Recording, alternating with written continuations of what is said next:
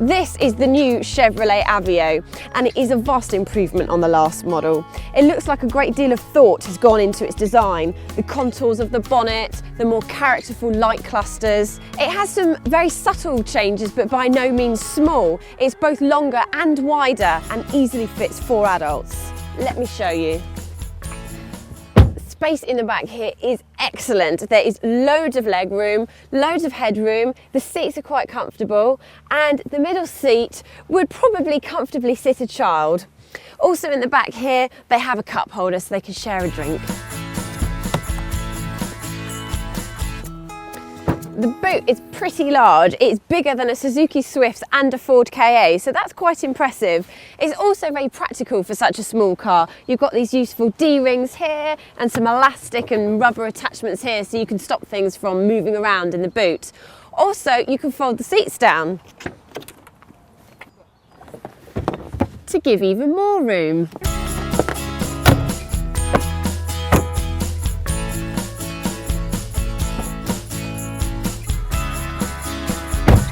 Well, the interior is motorbike inspired. It's got a funky rev counter and LED speedo, so it's quite sporty in here.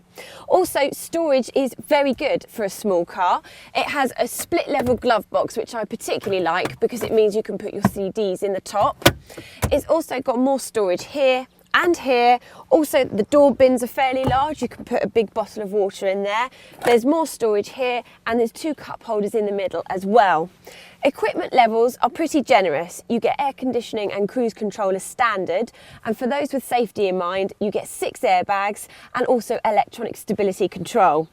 To get comfortable for driving, there is plenty of adjustment in the seat, forwards and backwards, up and down. There's also steering wheel, reach and rake adjustment. The Aveo is a really easy car to drive. All the controls are very light and the steering feels precise. It goes exactly where you want it to go. It seems to have the right balance between ride comfort and handling. In fact, the handling has pleasantly surprised me. I've found it very good fun to drive around the corners, and then an absolute doddle to drive around the city at slower speeds. There's a choice of 3 engines, 2 petrols and 1 diesel, but it's actually the fastest, which also happens to be the greenest, and it's the diesel that we're in today. And that returns an impressive 78.4 miles to the gallon on the combined cycle. Also, the petrol engines do feel quite strained and noisy on the motorway, and carb emissions are quite high for such a small car.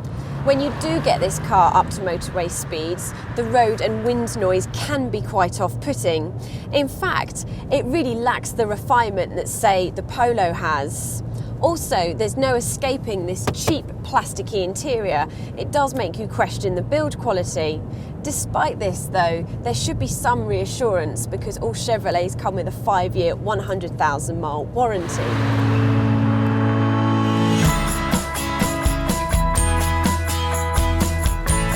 It also undercuts its rivals by at least £500, so it's a cheap car to buy.